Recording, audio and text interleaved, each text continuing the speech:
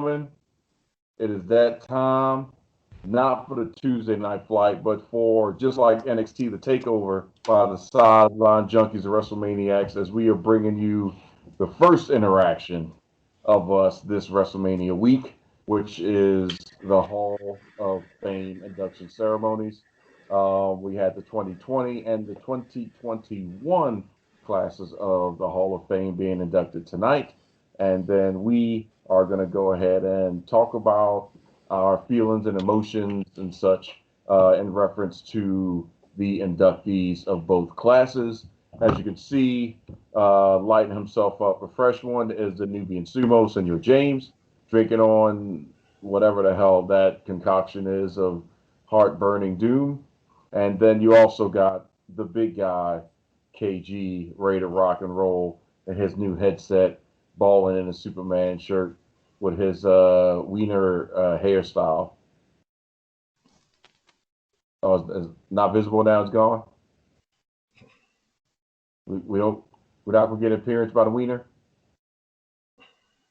Nope. Don't get me in trouble this week. I'm trying not to. I got in trouble last week. Don't get me in trouble. James, what you drinking and what you smoking? Well, the Nubian Sumo is powered by the Gazano, Nicaragua, Havano, of which I've had in the past with y'all, so y'all are familiar with this one. And I'm sipping on a little Lusty Claw, one of my new favorites, in honor of the Hall of Fame tonight. Yep, that sounds like heartburn to me. Lusty Claw. Yep. We're gonna let James have that one. So tonight, before we get started, wanted to say rest in peace to the $9.99 special, which sunset at 12:01 a.m. Monday morning. The WWE Network. Thank you for all the many years of glory of me just being able to click one button, go to the app, and watch what I want, and get a year's worth of content for the same amount that I would spend without commercials or even limited commercials for WrestleMania and the Royal Rumble. Thank you, WWE Network. So there was some early tears shed yesterday, knowing that it no longer existed, and tonight was another good night as always when it comes down to the Hall of Fame to get really nostalgic and reminiscent of our childhood. So we had both Hall of Fame ceremonies. The 2020 was our one, and 21 was our two. And the 2020 Hall of Fame was led off by a wrestling god, being JBL. So, what you guys' thoughts on JBL's speech and his career?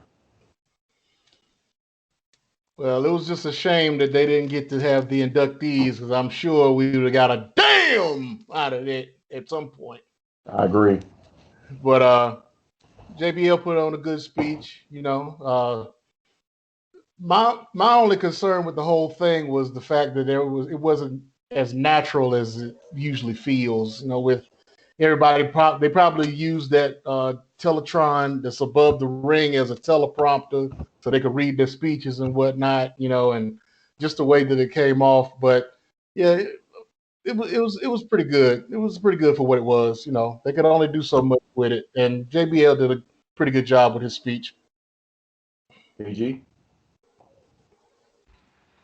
Me personally, I always prefer live because, especially, understand we're in a pandemic. I get it.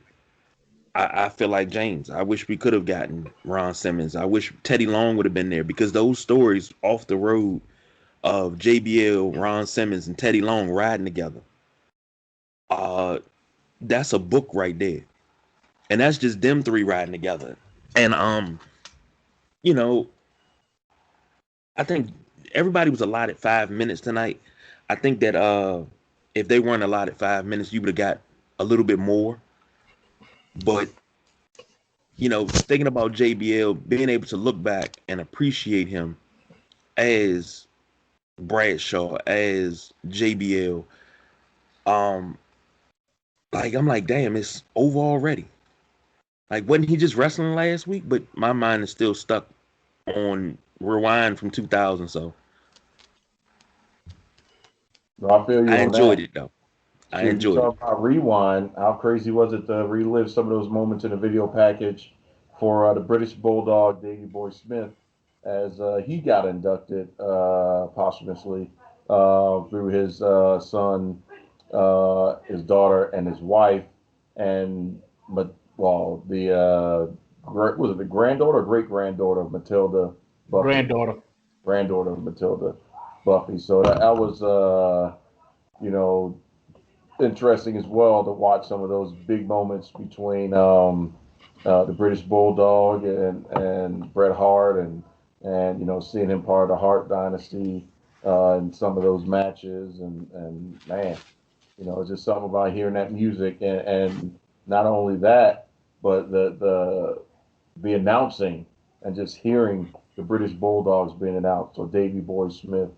I mean, just Fake's voice just tied into all of that, just immediately takes you back to the 80s and early 90s. So, I mean, what do you guys think about finally British Bulldogs? I mean, we're one step closer to Owen.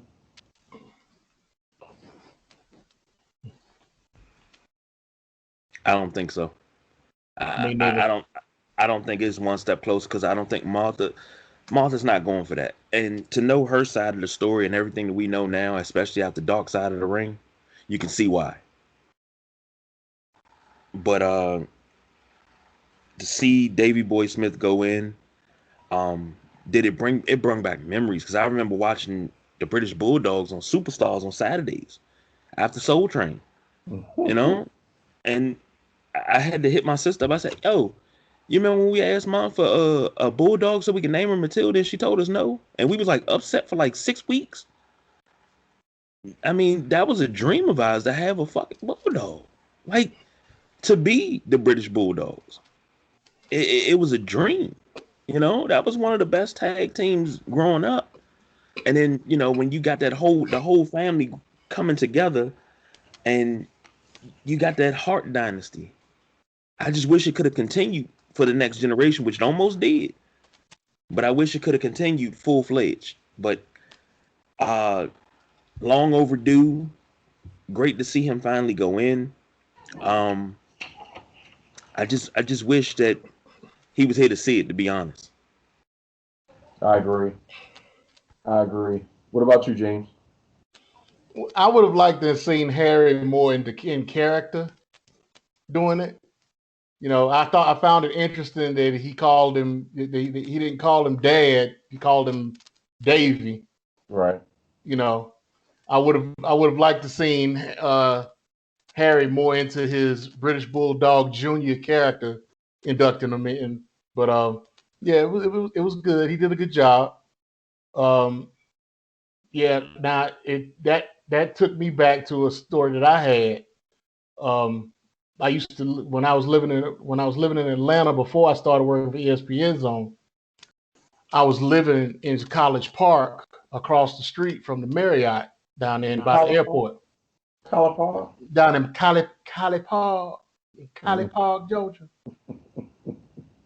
And what I would do is I would go to the airport, I would go to the hotel, to the Marriott, which is where most of the wrestlers would stay at that Marriott. And I would go to that hotel and take the shuttle bus to the airport to catch the train. So on one of these days, the wrestlers were in town. I wasn't expecting to see anybody.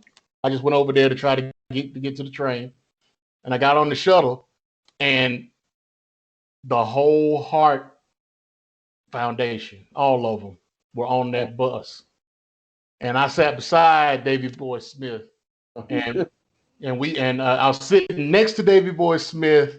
I was sitting across from Brett and Anvil, and Owen was sitting kind of in the back, kind of to himself. And so, and I was kind of sitting there all quiet, not, because, I didn't want to mark out, I didn't want to bother him, but I was just sitting there, and it was like, And so Davy Boy turned to me and said, "You doing all right today?" I'm like, "Yeah, I'm doing great. You know, y'all here for a show? Yeah, we're here for a show. Yeah, well, y'all have a good night.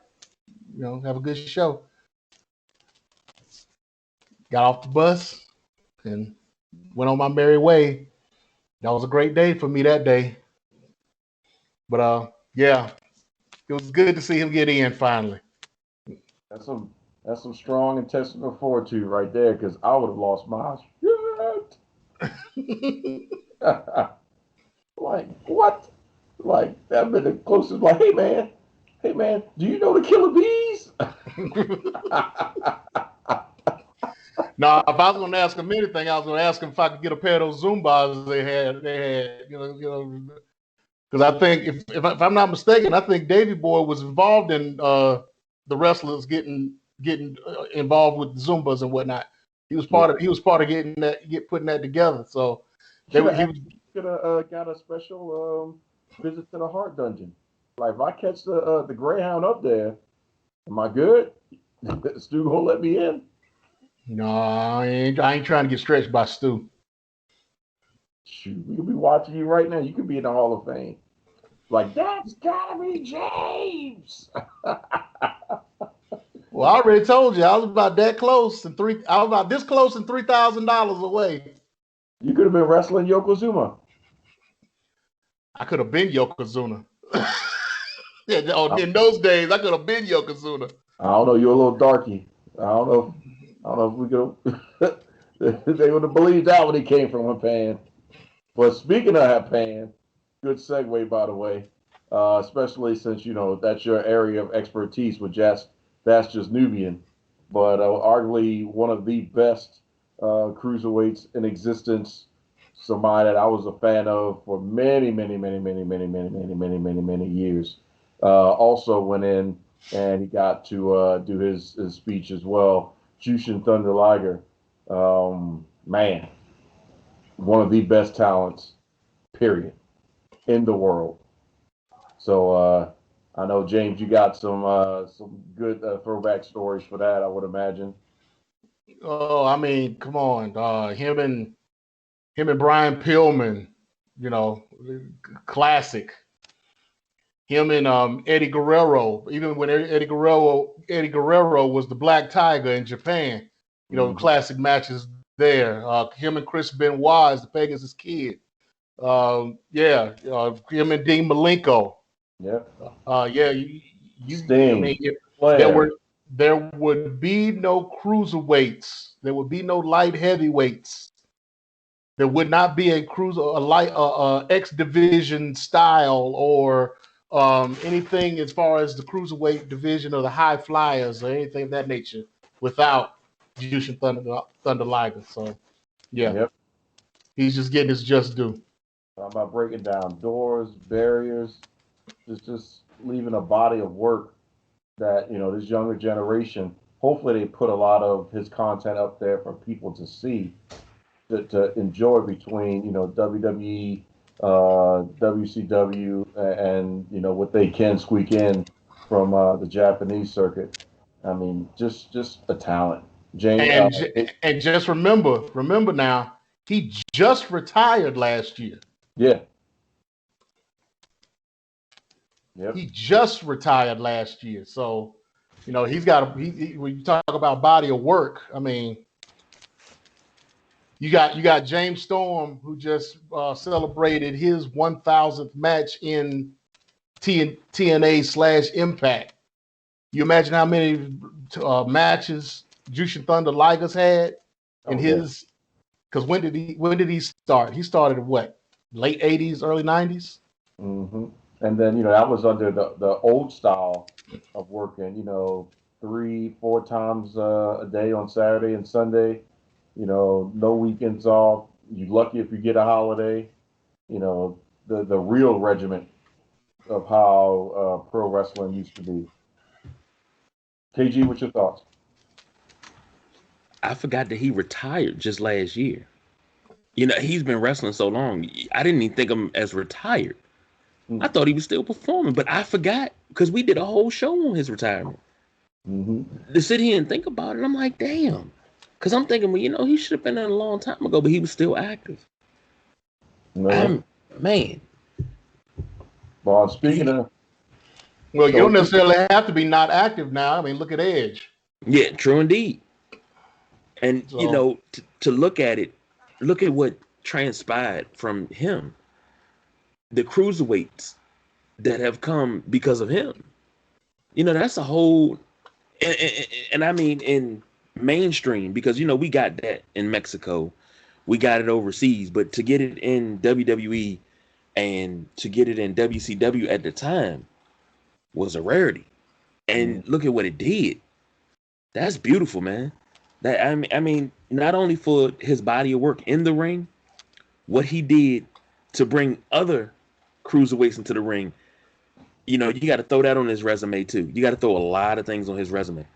So, absolutely, positively, one of the greats and well deserved.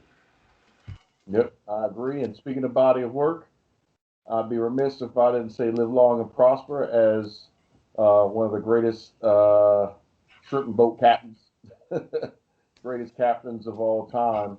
William Shatner got inducted into the celebrity wing of the Hall of Fame. So Captain Kirk is now boldly going into the Hall of Fame with other greats. So I know he is in phenomenal company, especially since I guess the last time was Regis. Was the last was 2019, wasn't he? Or was that earlier? I could be mistaken. I'm not sure. I have to go back and double check that for who was in 19. I thought it was Regis, but I could be mistaken. But the Shat Man went in, which was pretty cool, and that segued right into the Bella twins, who are rumored that may come back. KG, Diva Search, almost winners. The Bella twins, new moms, almost simultaneously, 22 hours apart. The stepdaughters of John Laurinaitis, former Dance with the Stars. You know what? Assistant, businesswomen. I was tooling around on Twitter, and because I didn't catch their induction. I was running a errand because of course something had to come up while the induction was on, but I had to run an errand. But I heard that they piped in one more match, so that's official. They're gonna have one more match, right? Allegedly. Ain't no alleged. That was the deal sealer right there. You piped it into the Thunderdome. One more match. The chant. One more match. Let's not talk about the piping. Some of that piping was kind of out of place to me. If I had to nitpick, because just didn't, I don't know, just didn't feel authentic. I think they should have had the superstars. They should remove the ring and had seating in front. That's just me. Well, that's not. And now if they would have did it in Texas, they could have did it because Texas is selling out baseball stadiums. Why can't they do it in Florida? AEW has a crowd. Yeah, but Florida has a little bit more stricter COVID protocols than Texas. Texas has lifted everything. Everybody has been COVID tested and they're wearing masks. Yeah, but here's the thing. You got people, an audience coming in, and then Florida being a hotbed. I'm talking about the wrestlers. Yeah, but still, Florida's being a hotbed. You still got to take extra precautions, even if you being tested. Florida's a hotbed. People are coming back from spring break, and hey, I'm safe. They're popping up with case after case. Like Maryland had 1,600 cases last week alone. Jeez, I don't need to stop kissing the same person. What was it in Detroit? I think it was 3,800 in the last 2 weeks. It's real out here. It's real in the field. No, I can come back down here to South Carolina. We're on a decline. People won't stay in the house enough for us to go on a decline up here. So it get hot and everybody want to go outside. Want to stand around and parlay. And not me. About the twins. Well, I mean, go ahead, James. Go ahead. No, you finished? No, you go. Okay, well, you can look, but you can't touch. But yeah, I mean, they were very influential and getting a lot of a lot of female wrestlers over. You know, a lot of the women contribute them to being the beginning of the revolution, women's revolution. Um, they are deserving. They are deserving, especially with everything that they've done outside, as far as Total Bellas and Total Divas and that franchise taking off. Yeah, they have a place. They have a place. Speaking of places, the Warrior Award for 2020 went to Titus O'Neil, who is also definitely deserved for all the philanthropic work that he's been doing outside the ring for the WWE, as well as for his own personal charities and such, helping pre-COVID, during COVID, holidays for kids and everything. He's always been one of the first people to jump on and do anything he could through the Be a Star program and everything else. So very deserving for him to be recognized at the WWE, because he's been recognized throughout other areas and circuits for where you're doing great things for people. He's been recognized and gotten awards and stuff. So I'm quite sure this one is probably extra special since it's a home award, so to speak.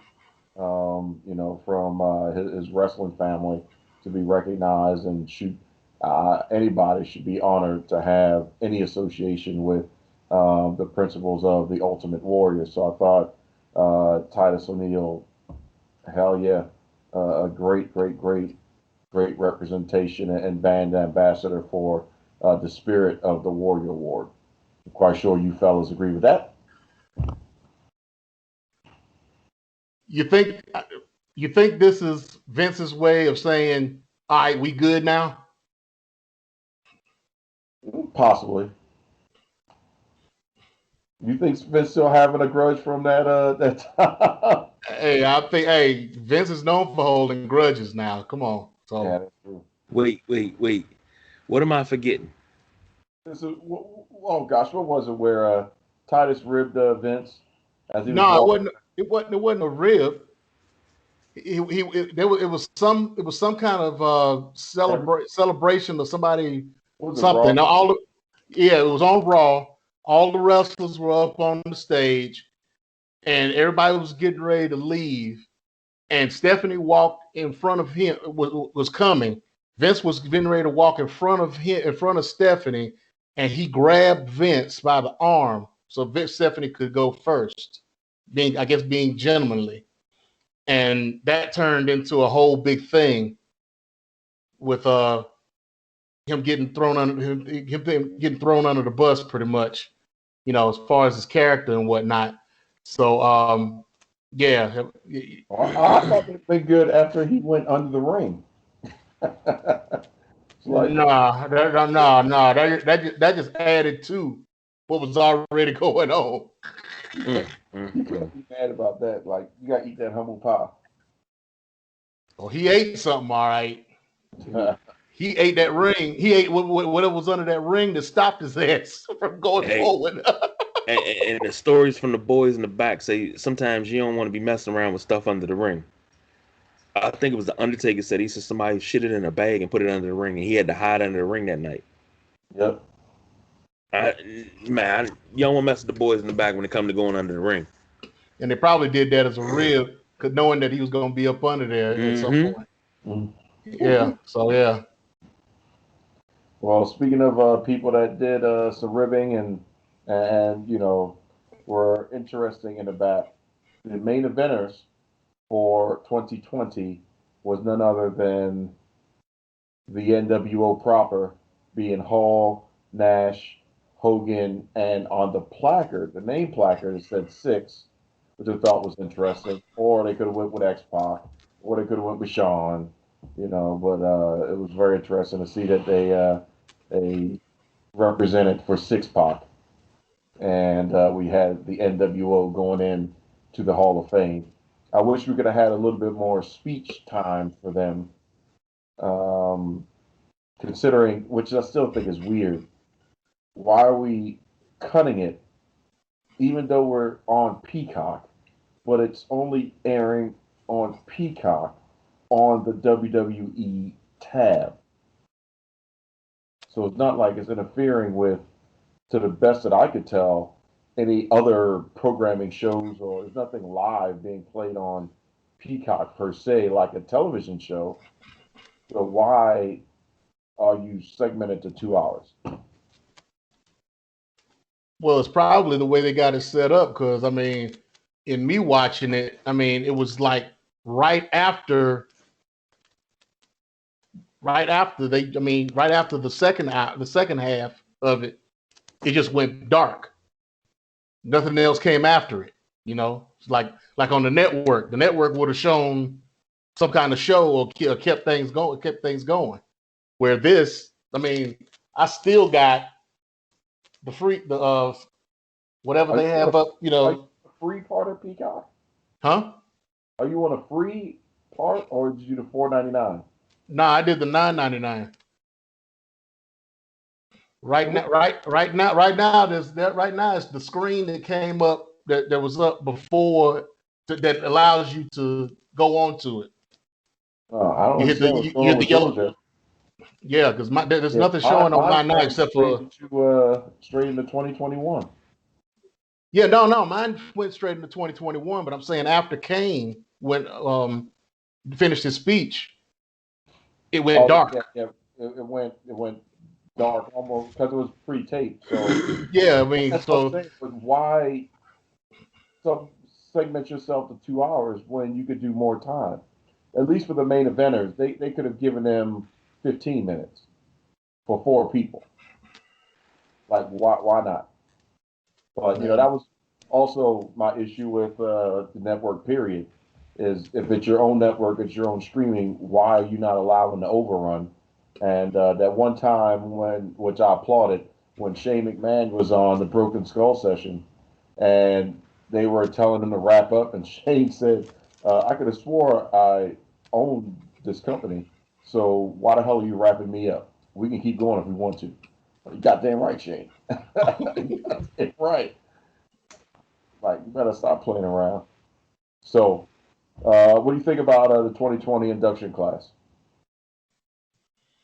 Minus Batista, because we know Batista through prior commitments, and he's got a movie about to come out actually too, which looks pretty interesting. I think it's something roulette or something like that. I saw a quick glance of it that he tweeted out, but he's got prior commitments, so he wasn't able to really do anything. And he asked if they could postpone his induction until next year. I would imagine when he has the time to do stuff. But other than that, what you guys think about 2020? Speaking of Batista, I mean, you seem like a pretty big Batista fan yourself. Did People's Choice Don Rodriguez? Did you go to see Stuber? Actually, I did watch it. Yeah, it was pretty decent. Oh, you watched it. You didn't go to the movies to see Hey, man, first and foremost, uh, it. me going to the movies means I'm taking the kids with me, and that's an expensive affair. So you gotta cherry pick those. But I didn't Oh, I didn't Cody it or nothing like that. no, You no, know, no. I'm not worried about that. sit No, I'm through just messing with you legitimate because screen. I went to see it the first night it came out, and I actually enjoyed it. That's a movie I've watched over and over. But but yeah, But I watched it. 20 2020 was beautiful. It was good. It's always good to see Jerry the King Lawler. Always. That's always the highlight for me. Um, Why did he sound like he was being like he was narrating a story time the whole time? The whole because he was. I mean, the whole time he was speaking, it was like he was narrating a story time episode. Well, that's why I give credit to Titus for helping him break character when Titus was trying to get him to do the millions of dollars.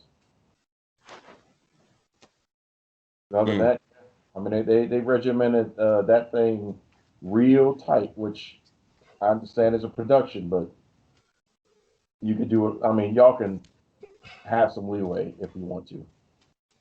Yeah, that's the part that got me. It seemed like more of a TV production than it did a Hall of Fame celebration. It wasn't much celebrating going. It just seemed very cut and dried. Thank you for the award. I'm happy to be here. It wasn't. I expected NWO to be rowdy like daggone DX was 2 years ago. Mm-hmm. Even with no crowd, I expected them to be rowdy. I mean, that's NWO. And one thing I took away from that NWO thing, looking at X Pac, he looked more like Neville. Am I the only one to notice that? Yeah, So that's true. instead of him looking like Six Pac, he looked like Pac. So I mean, Yeah. I found that I got a kick out of that. They should have taped the 2021 second, so that way the boys could have had a magic spray can that appeared and sprayed the podium or something like that. Spray painted the podium, NWO. Did something. Or they could have did the WWE version of the NWO cutaway, where just all kind of like the what do you I call was it? I was at least Real expecting them to go black and white. something, yeah. They could have I did a was at little. least expecting it to go black and white, and until they came out and then put it back in color. Yeah, But no, yeah, Kevin Nash actually had the most poignant part of the acceptance. Hogan was Hogan, but Pac was Pac. I would have rather Razor well, done. this Sean's second time around, so he wasn't gonna say too much. Yeah. So that is Well, 2020's. he wasn't as influential with NWO with as he was with DX. DX, yeah. He was way more influential with DX. Because he was a European champion. He was a light heavyweight champion. He was always, you saw him practically every week when he was a part of DX in some shape, Well, form, or fashion. he was United States champion with NWO. When he was with NWO, what was his biggest feud? That I couldn't tell you. Now, when he was with DX, his biggest feud was Shane McMahon. Most people say that's not really a feud, but they feuded over that European Championship, and it Mm-hmm. ping ponged back and forth. And that was some of the best wrestling because Shane, I think that opened Shane up to be a better wrestler, Right. and he became a better worker with that feud. That's Yeah, my opinion. he was taking a master class. I agree with that because you can't take ability away from Sean Waltman at all. His capabilities in the ring was just, bar none at that point. So yeah, Shane was learning on the job, so to speak, at that point. So I agree with that. But then we go to the high part of tonight, and that is pun intended because the first 2021 inductee was Mr. Rob Van Dam. The whole effing show, which they couldn't say. Mr. Monday Night, which they wouldn't say. Rob Van Dam, who I thought it was interesting coming from a very, we've approved all of your 5 minute speeches to Rob Van Dam. Actually, it seemed like to me he was just flying off the hip. He was. He was. He was probably the only one that didn't read off of the teleprompter. Only one. And I thoroughly enjoyed it. Now, I thought it was interesting, though, Rob. The only person you didn't think was Paul Heyman by name, but he did mention Sabu, so I'm like, that's good enough. Well, Hey, You know what? he there did. is no Rob Van Dam without Sabu, so he had to say Sabu, especially since it was him and his uncle that actually trained him. Right. So But did you guys notice when they showed Paul Heyman on the on the video package? It said Paul Heyman, WWE personality. personality, yeah. The fuck was that? That's what he is. He's not a I wrestler. think he's He's not a I, I, he's I, not a, he's not considered a superstar. I think he's bigger than a personality though. Well, That's my no, point. he's in the same category with Adam Pearce and the Road Agents. They appear on TV, but he has the character name of the special counsel to the tribal chief, universal champion, blah blah blah blah blah. He has a character name of being, oh gosh, the stuff with Brock Lesnar. So that's a character name, but yeah, that's what he is. He's on air talent. I just thought it was disrespectful. That was just I mean, maybe I'm grabbing at hairs and Yeah, you try thinking you try to start trying to something. incite violence. I woke up this morning and I chose violence. So That's James every morning. Woke And up you know this, man. Found myself a gun. Well, we trying to rehab James out of that. Because every time he wake up and try violence, he end up costing the sideline junkies money.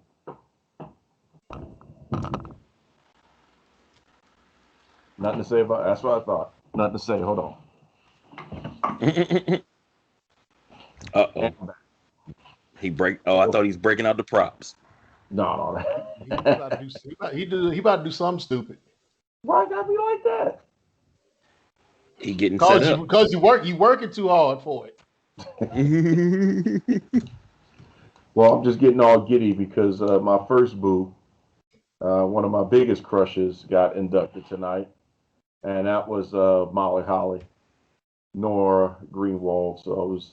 Oh, so that's what he was looking for, the Vaseline. That's what it was. Yes, absolutely.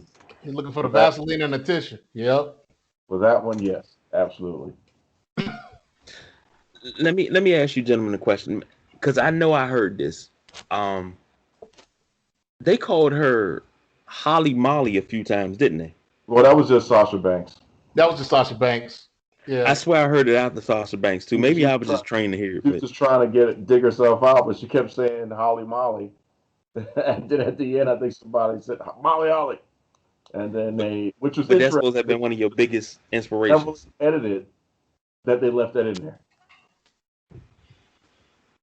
No, they left it in there because it was kind of funny. It was like, it was like a natural thing. So, I mean, everything else is contrived and scripted. So why not, give it? Yeah. But she had a good speech. I don't like the fact that she was married, but that's a whole other story right there. I have to take that beef to the grave. That's still my boo. Before that was a Nia Jax for y'all. That was a Molly Holly for me. All I can think about is like, man, hit me with the Molly go round. Now here's the thing though, with Molly Holly, it was always when she was with Hurricane Helms. But no, I followed her from WCW. No. I'm saying that's when I was like, I was a fan of her way back when she got up to WWE. I was pumped, but no, trust me, I was following her from the beginning. Nah, I could see. Never mind. Let me go. Let's just go ahead and move on, because I can see that going left. Let's go ahead and move on. So you say something about my boo, we're gonna have misunderstanding. Wasn't gonna say anything about it. I mean, Now she's thicker than a bowl of cold grits. At least she used to be. But come on, let's go. So roommate, and that's 7'3", 240 plus pounds of the great Khali.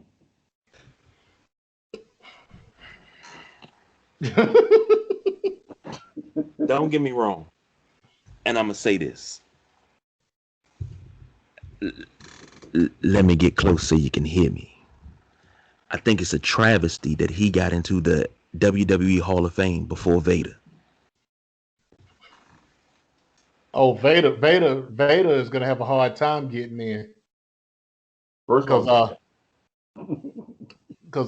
I was looking at a video on YouTube the other night of the 11 wrestlers who will never get into the WWE Hall of Fame, and his was first. Well, before him, I'm quite sure Warrior was number one. So you can never say never.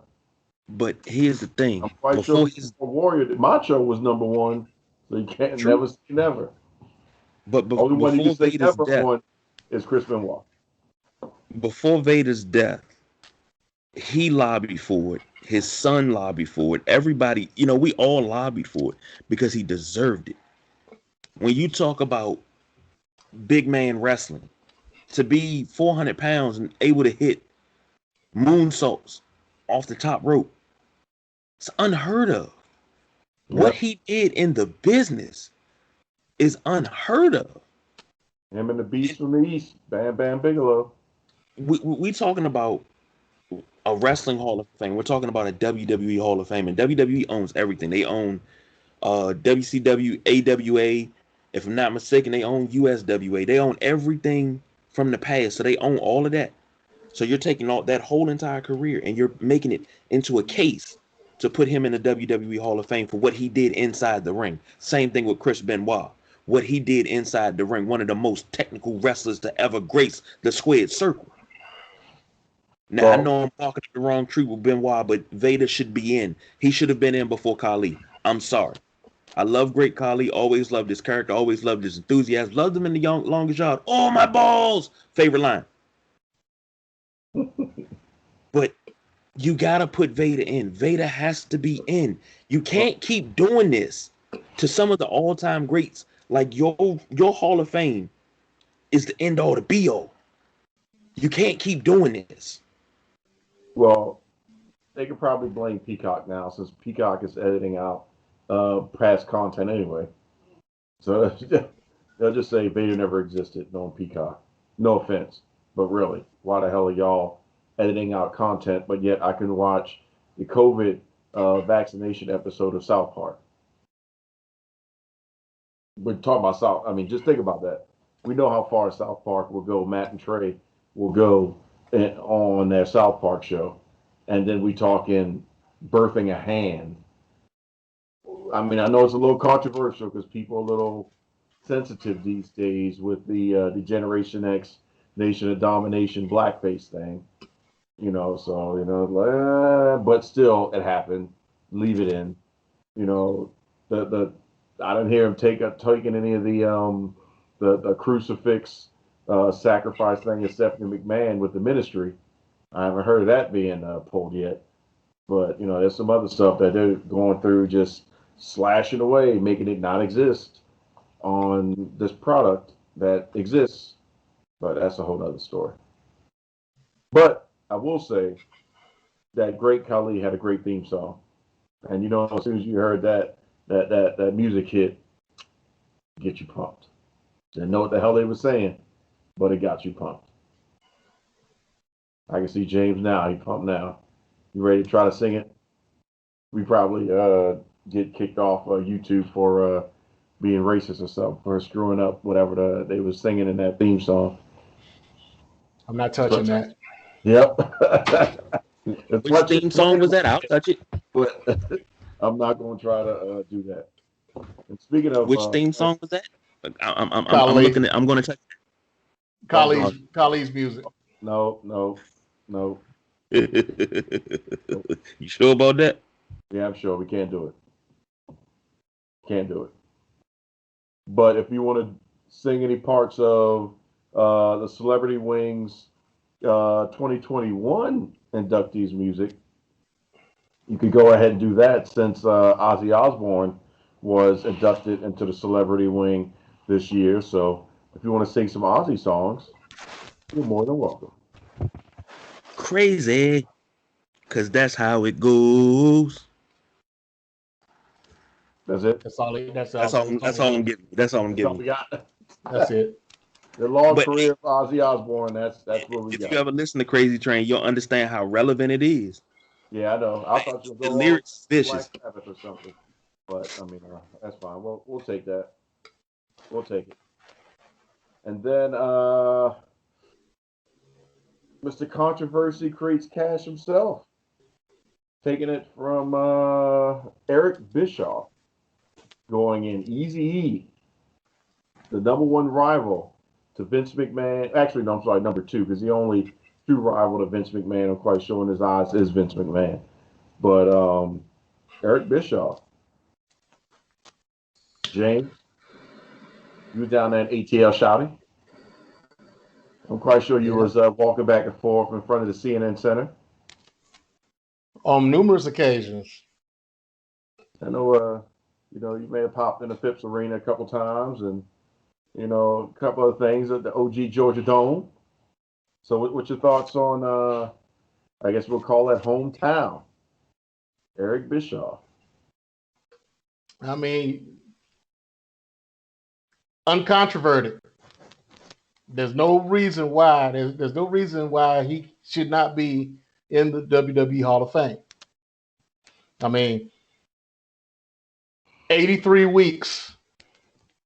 Even named the podcast after it. 83 weeks that WCW was ahead in the ratings against WWE. Almost took WWE down at one point.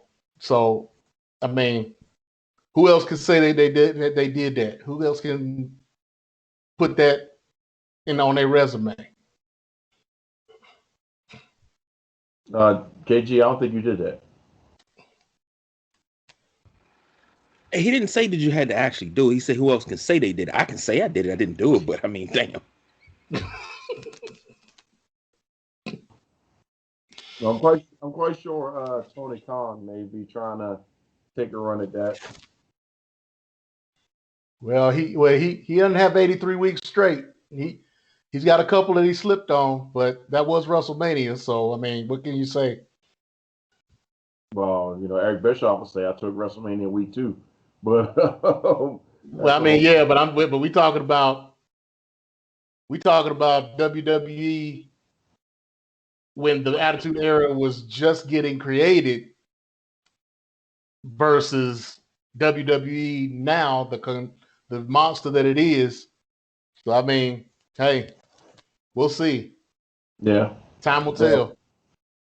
Spoiler alert or early.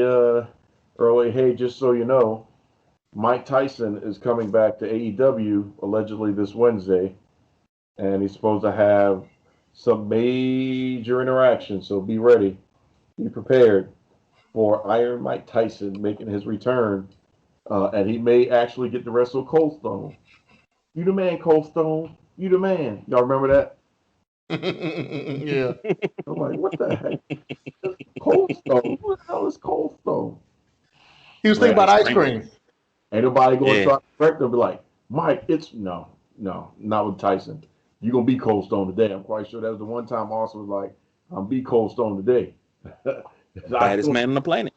I ain't going to tell Mike Tyson still when he could pack a punch. Then, 20 years ago, yeah, he'd have killed him. Yeah, it ain't like old boy that went up to Steve Harvey Sunday and was like, "Oh man, it's D nice, not nice." We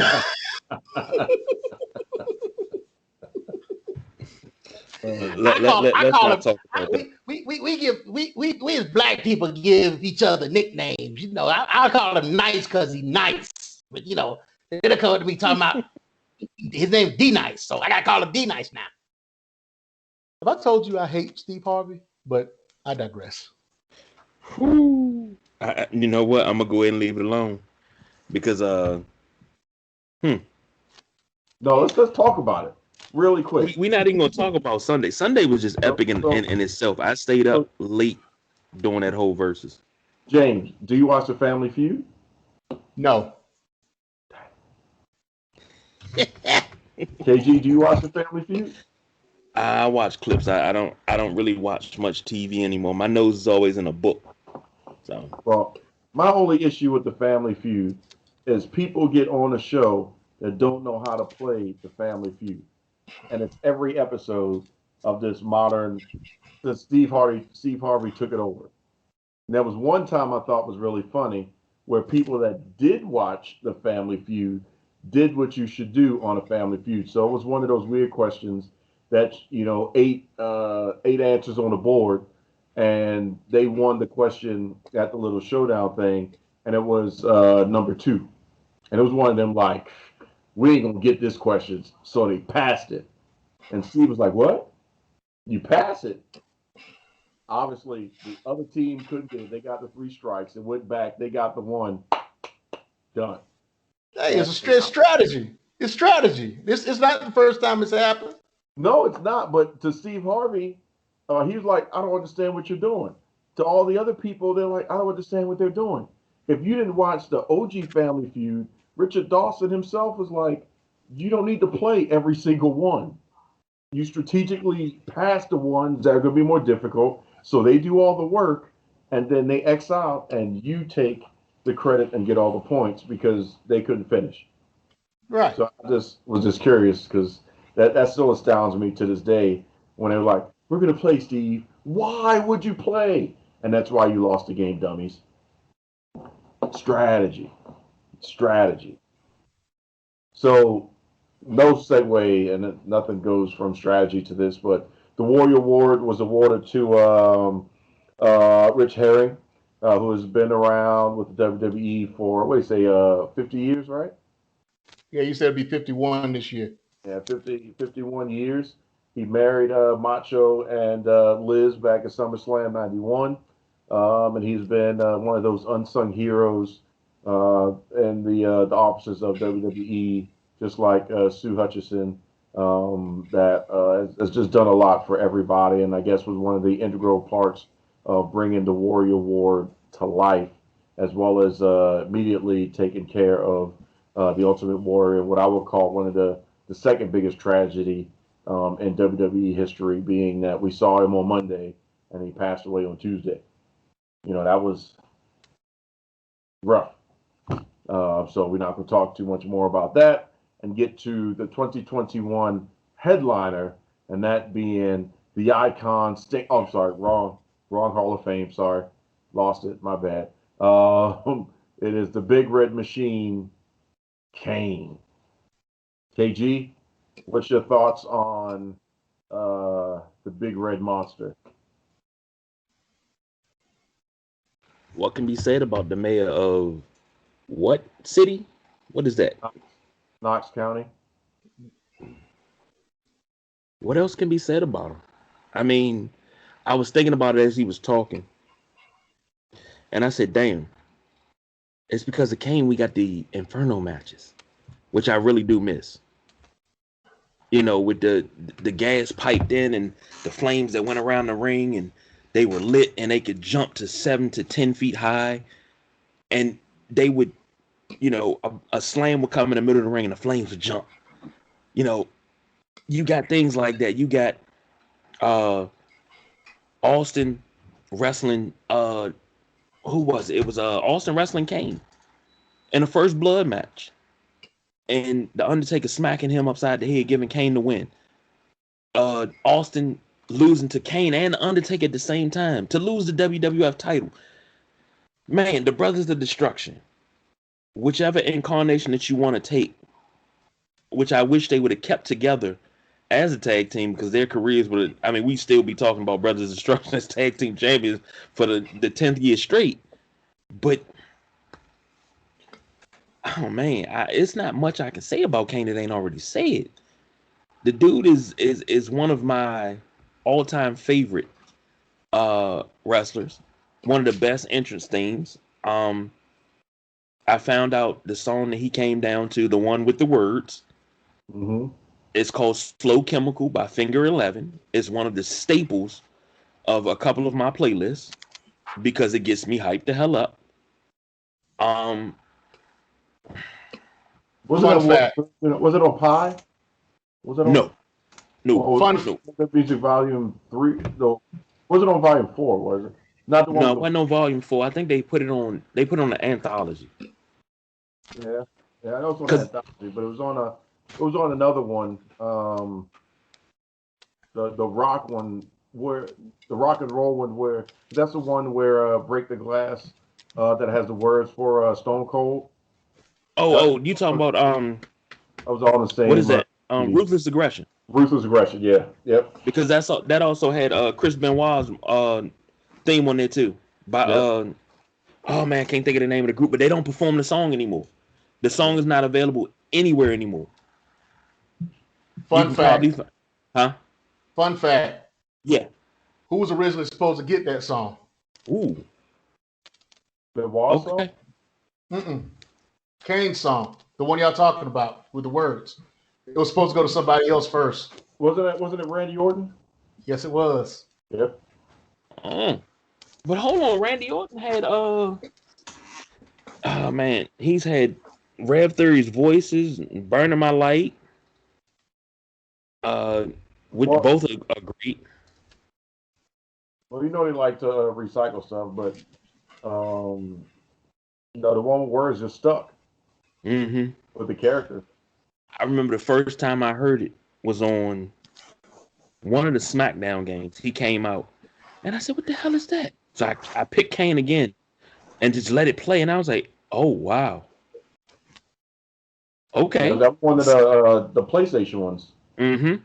Same thing with Benoit, and that's one of the reasons why I would love to wrestle Benoit, because I would always his interesting and the words, and I'm like that theme song of Benoit, the theme song of Kane, like they were songs that I listened to every day for maybe 3 years straight.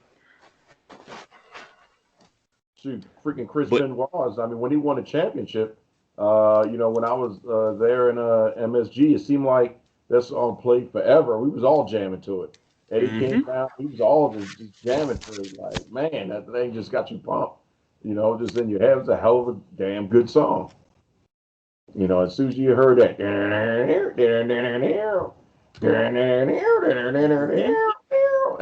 he's like, oh, somebody about to get towed up. There's no holding me back. Yep. Those are good old days. Whatever by Our Lady Peace. That's the name of the song. Yeah. And they don't play the song. They don't even play the song at live sets anymore. They won't play it at all. Which is understandable. Yeah, with the tragedy surrounding Chris Benoit, I get it. Hurts, but I get it. Like I said, I'm a fan, just for clarity, of the character Chris Benoit. I don't know Chris Benoit. Well, yeah, we don't know him. Fan of. But I know the wrestler, Chris Benoit, one of the greatest to ever step in a square circle. I said it earlier. I mean it. Will beat the brakes off of you. As much as I like seeing Kenny Omega's Snapdragon and all these other people that's doing these belly to backs and snap suplexes, nobody just pow, just hit you like that. I mean, his body of work and the way he performed his moves was the equivalent to me of watching Bret Hart wrestle. And I challenge anybody to watch Bret Hart do his moves and try to see it happen in less than 2 motions, depending on what the move is. Like when he threw a punch, it was 1 motion. Pow, 1 stop. Everybody else, you may be a turn in a punch or something else. Bret Hart was pow. His entire body moved at the same time. Just a work of art. Work of art. But speaking of work of art, that was a Hall of Fame for the 2020 and 2021. So we're going to wrap up this drop in the bucket because we are coming back on Thursday for our reaction show to what? Well, we didn't talk about any of the legacy folks, the legacy inductees. I apologize. Because I like the fact that they put in Pistol Pez. Yeah, and Shaska Watley. Ethel Johnson, yeah. Yeah, Ethel Johnson. I like it. Williams, I agree. Yep. Well, I can't say anything about those people because you gentlemen watched them wrestle live. So inform me, enlighten me. Well, if you watch, how do you think I am? Well, I actually watched Pistol Pez Watley when he was wrestling in the old NWA. He was one of those, like, I don't want to call him a jobber, but he was one of those guys. He was. I mean, towards the end of his career, he was.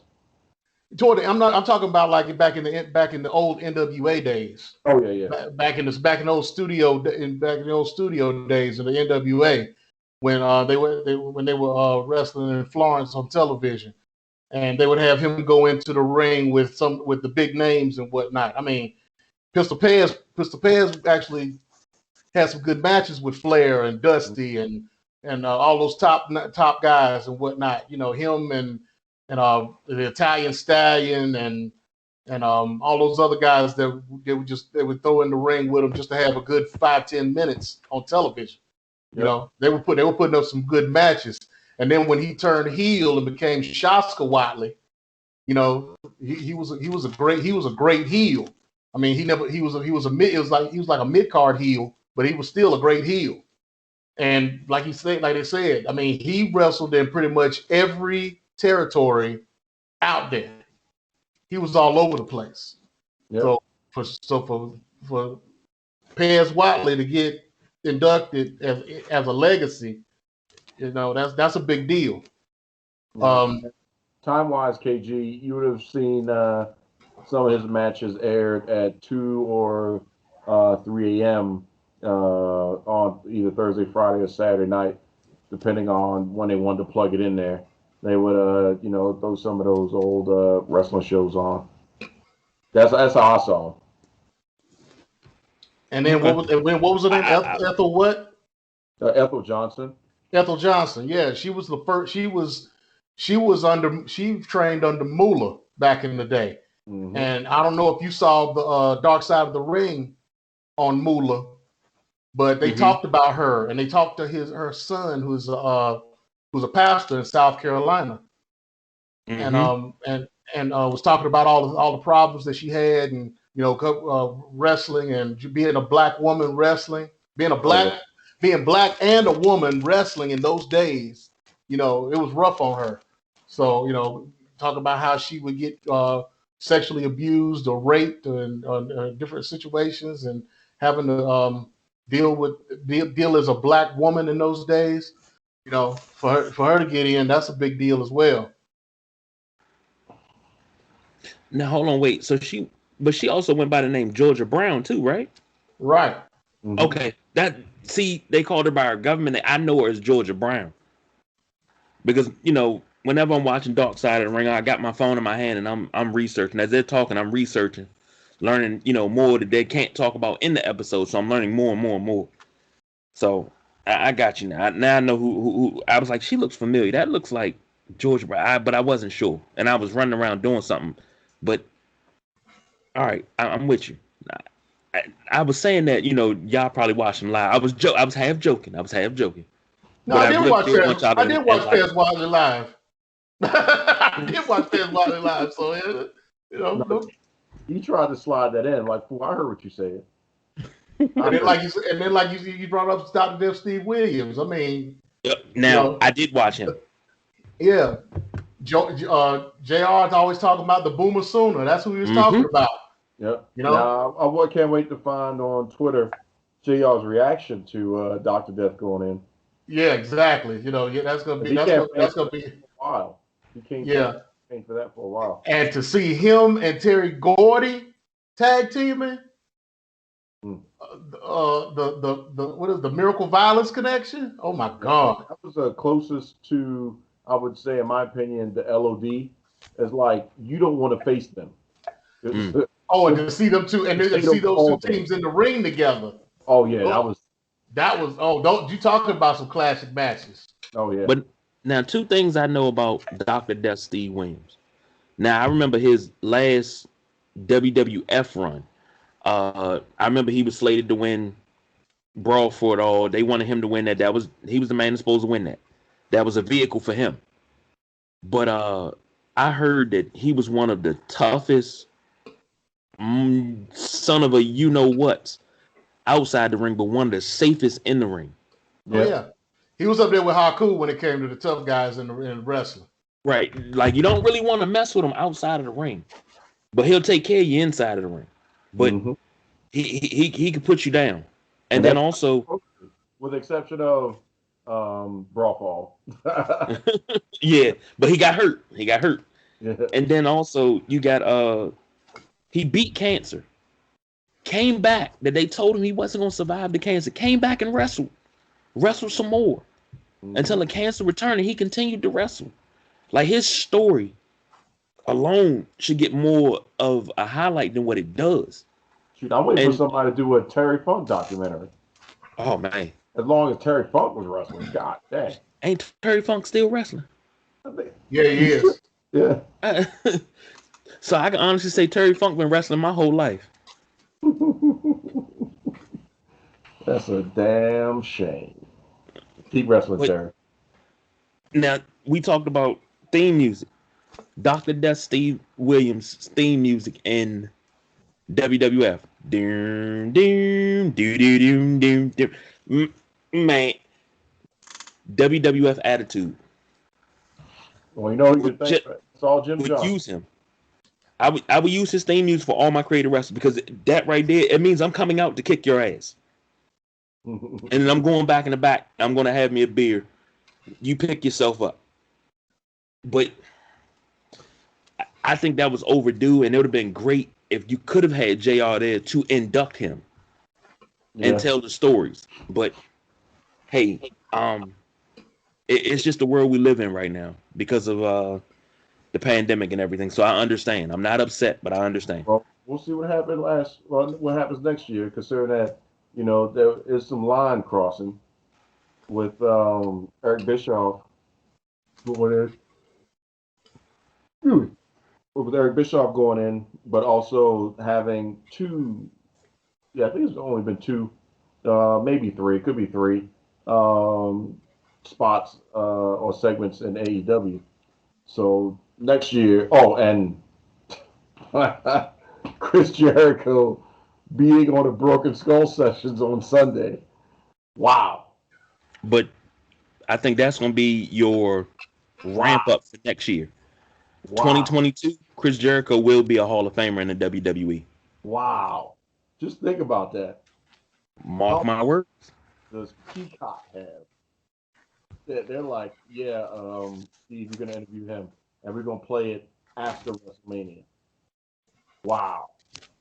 So that shows who has the proverbial stroke, if you will.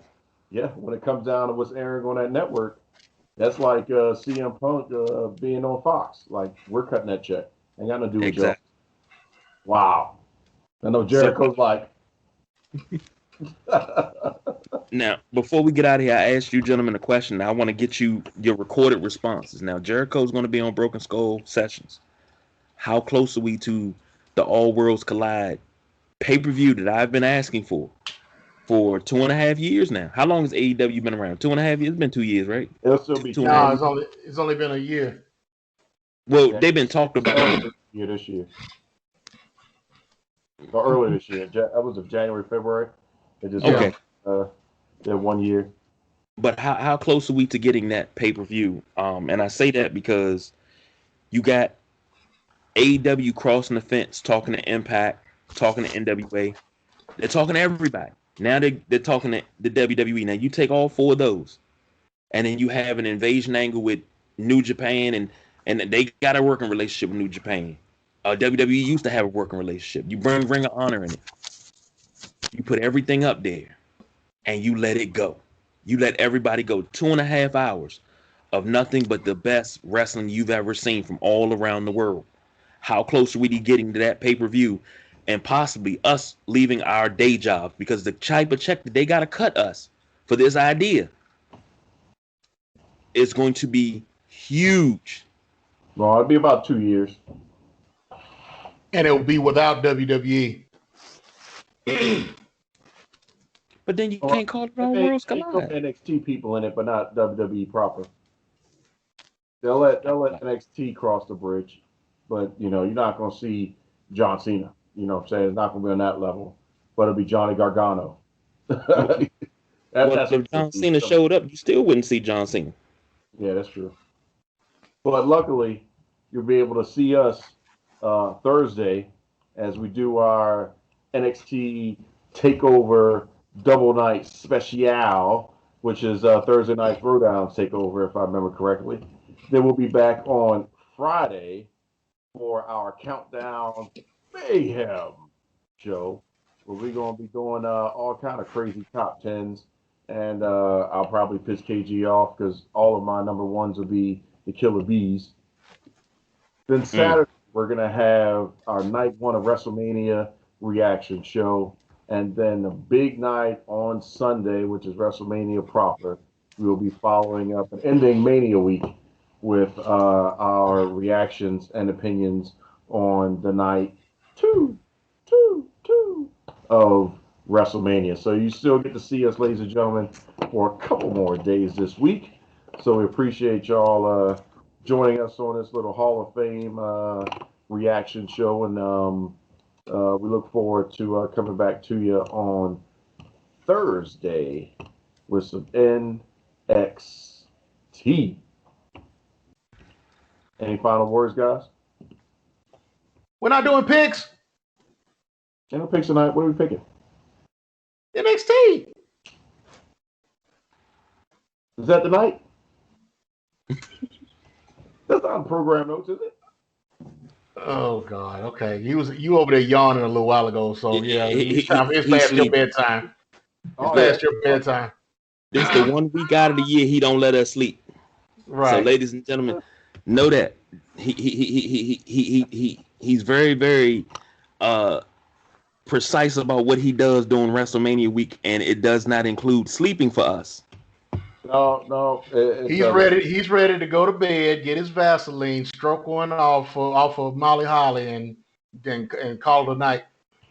Molly, oh Molly, Molly. So. Hello, my Molly. Hello, my Holly, and hello, my ragtime gal. I guess we can do the picks off it, and then we'll just come back with them. I don't know. I may make this a pick-free week on NXT Takeover. We won't do it on Formania. Okay. The show is changing, which is has changed a little bit. So I didn't get a chance to go back through and look over the finalized version of what the card. We don't have to do picks. I was just messing with you. Oh, you're right. It's the one time James looks at the production notes, so I appreciate that. But through some interesting scenarios, and the Hall of Fame being what it was, everybody crying and such, and my boo being on there, just lost time and track. And KG, I don't know what the heck you doing. You need to quit that with all that yawning, man. That's not a good look. I know, right? It is. It's rough out here in the streets. It's been a long day. Long day. Tired of stuff. I don't know. We can't hear what you're saying, KG. Oh, there we go. I said it's hard out here for a pimp. It is. It's extra hard. So, ladies and gentlemen, we're going to let y'all go in our Hall of Fame, They Made Us Tired as Hell episode. And then Thursday, I promise we'll have about a pinch more energy, or Salt Bay more energy, to be able to talk about 2 nights of NXT Takeover. This